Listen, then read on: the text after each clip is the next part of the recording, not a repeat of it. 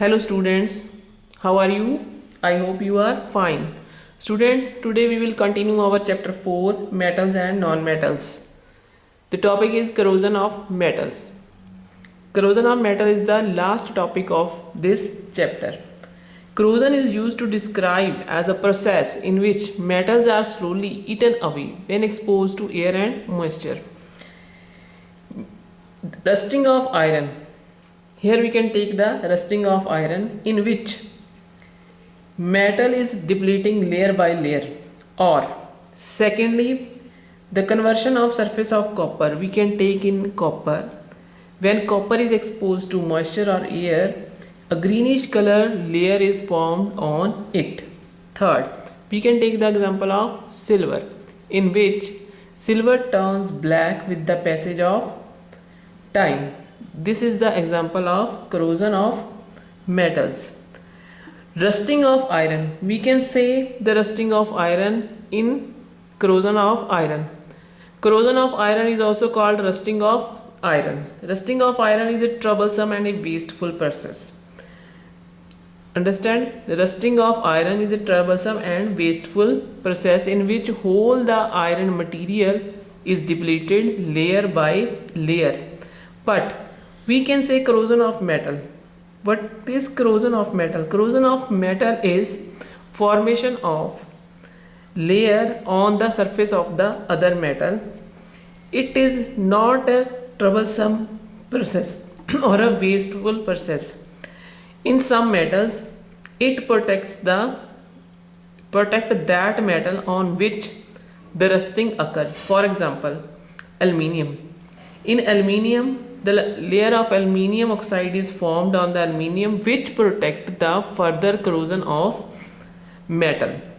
Means aluminium oxide protect the aluminium. You can see at your homes the aluminium utensils are turned slightly whitish with the passage of time. This is the layer of aluminium oxide. Students, what conditions are required for the rusting of irons? This can be explained by taking the activity. Students, take 3 clean iron nails. Take 3 clean iron nails and take also 3 test tubes. Test tube A, test tube B, test tube C. In test tube A, you can put lumps of anhydrous calcium chloride. You can put lumps of anhydrous calcium chloride and put a cotton on it. Put a cotton or wool on it and place the nail in between it. In the second test tube B, take some pure water, boiled water or distilled water, and then drop a nail in it. After dropping the nail in it, cover the surface of the layer with the wax. Next, third, in C, take the tap water and place a nail in it. Take a tap water and place the nail in it. Close the test tubes tightly with cork.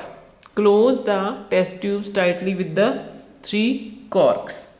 Then, after 2 or 3 days, what you have examined?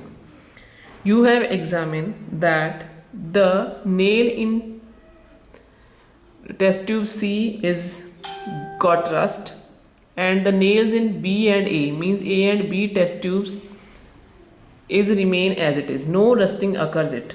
How? What do you conclude? It means some conditions are required for rusting and the conditions are presence of moisture, means water, and oxygen. ठीक है जी, tap water contains oxygen but boiled water and distilled water does not contain oxygen and it is also covered with the layer of wax.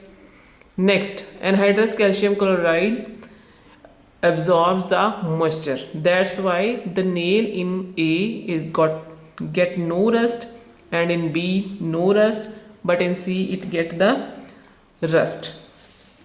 Students, now I can explain you the example of corrosion of other metals. We can take the example of copper.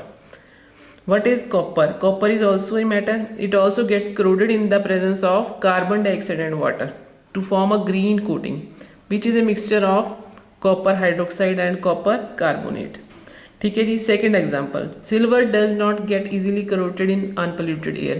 If the air is polluted, then silver forms a black coating of silver sulfide. Next students, prevention of corrosion. How we can prevent the metal from corrosion?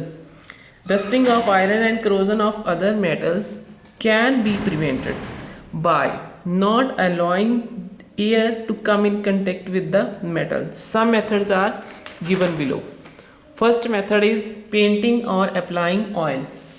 Painting the surface of the metal after cleaning it thoroughly is the most common method to protect the metal. Similarly, we can also applying oil or grease. Secondly, covering the metal with another metal. Covering the metal with another metal. How we can cover the metal with another metal? There are four methods: galvanizing, electroplating, anodizing and alloying. First is galvanizing. What is galvanizing, students? Galvanizing means to cover the iron with the layer of zinc. To cover the iron with the layer of zinc. Firstly, we put the sheets of iron in a molten. Molten means liquid zinc to form a thin layer of zinc on the iron that protect the iron from corrosion. Secondly is electroplating. Electroplating is used to deposit a metallic layer to prevent the corrosion. For example, tin is electroplated on iron to make the food containers. Next is anodizing of aluminium. How we can anodizing of aluminium? In this process, a layer of aluminium oxide is formed on the aluminium upon exposure to air. This prevents the further corrosion of aluminium. Or it can also be done by anodizing. It is a process in which electric current is passed through the sulfuric acid using aluminium as anode, and oxygen is evolved which reacts with aluminium to form a protective layer of aluminium oxide. Last one is alloying. Alloying means alloying is also discussed in the last session. Alloying means the combining of two or more metals or one or more metal with a non-metal. Generally carbon is used. This also prevents the metals from rusting. Students, with this topic our chapter is completed. So you must complete the written question answers as well as read the chapter thoroughly, try to understand it and prepare for your exams or prepare for your test. Students, also complete the oral questions for formative assessment that are given in between the chapters. Thank you and have a nice day.